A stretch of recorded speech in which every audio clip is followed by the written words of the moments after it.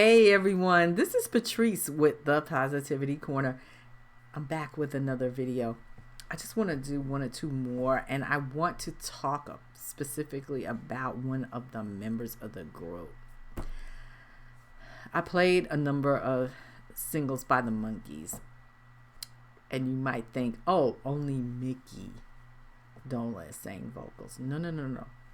Davy Jones also sang a lot of the vocals on the records, and I would be remiss if I didn't have one or two with him as the lead vocal, because he has a great voice as well. I want to talk a little bit about Davy. Davy Jones was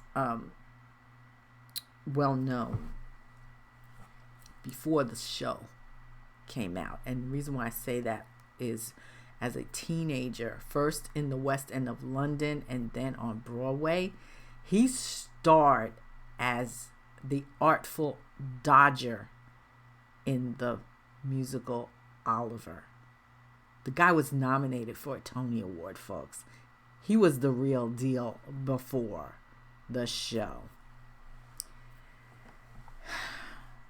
In 1964, Davy Jones and one of his co-stars from Oliver performed on the Ed Sullivan Show. And you know how I talk about the Ed Sullivan Show on this channel. That's where everybody went to perform back in the day. Guess what? That show in 1964 was the same show where the Beatles made their first American television appearance. As Davy Jones watched from the wings and saw them screaming girls fainting in the aisles and carrying on, he said to himself, "Ooh, I want that too." And he signed a record contract, and the rest is history, folks. As I said, Davy Jones was the real deal. I'm going to play this song, and then I'm going to tell you the backstory, because it's unbelievable. This is another great song from the Monkees. Number 2 on the Billboard Hot 11967. A little bit me, a little bit you.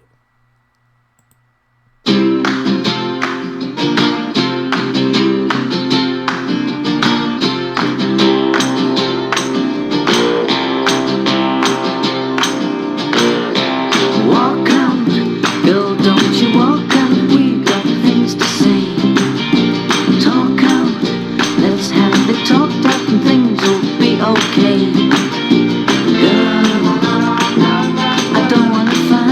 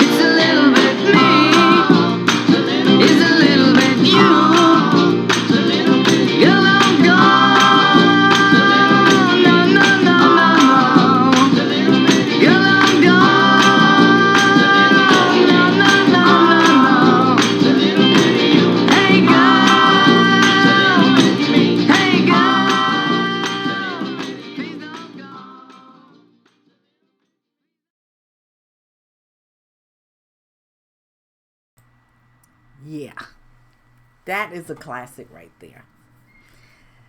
That's the Monkees from 1967. A little bit me, a little bit you. None of the other Monkees are singing on that song. It has been debated who's singing background. Some people say it's even Neil Diamond singing background. Nobody seems to know about it. And this is why. I'm going to give you the background on this.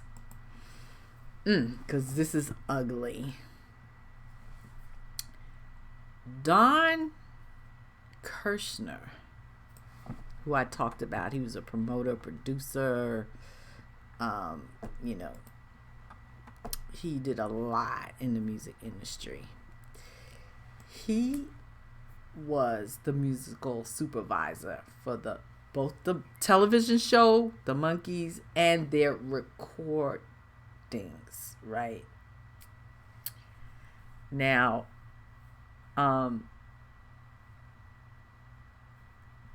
Monkees, the guys, they chose songs that they would like to record. But Don Kirshner completely favored his writers for singles. Did not listen to them. Right? He didn't reciprocate. He wasn't willing to listen to their ideas. Mike Nesmith and Peter Tork really struggled for more creative control and the chance to play their own instruments because they played instruments. But Don Kirshner wanted his stable of writers to specifically write the singles that were released. So, they're battling, okay? That's the background for what I'm about to say here. Now, the song I played previously, I'm a Believer, Neil Diamond wrote that too. I'm a Believer was a monster. So Don Kirshner talked to Neil Diamond and said, okay, I want you get first crack at writing a follow-up single. Don Kirshner convinced Davy Jones to fly to New York and record the record I just played. It was basically a solo session, right? It wasn't the band. Don Kirshner selected A Little Bit Me and A Little Bit You, whatever, for the next single. He just arbitrarily did that. He also authorized the pressing and distribution of the single along with the cover sleeve. He was not authorized to do it without prior approval. Now, the Monkees were already pissed off at him because the last album that they did, which was called More the Monkees, he issued it without any of their approved input except vocals because he wouldn't let them play. Right?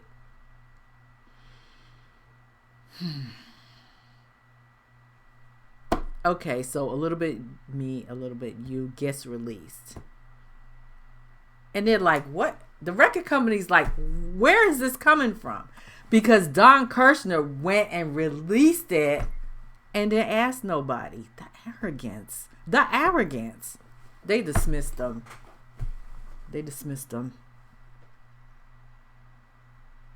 Now, I'm not saying he's not talented. I'm not saying he didn't churn out the hits because, look, he discovered the Archies. I mean, he's a famous producer. But for him to go ahead and just arbitrarily do that, and plus not even listen to these four guys about what they wanted, who does that? I guess it was karma that he got dismissed. But anyway, that's the background of that record. And I just wanted to talk about that because I like to talk about, the background. Oh, these record companies, I tell you. But what's interesting, another fact about this song, the master of this song has disappeared. Totally. Nobody knows where it went. Sounds fishy to me anyway. As always, this is Patrice with the Positivity Corner. Please like, click, share, subscribe for further content. And I'll be back with one final song. The Monkees.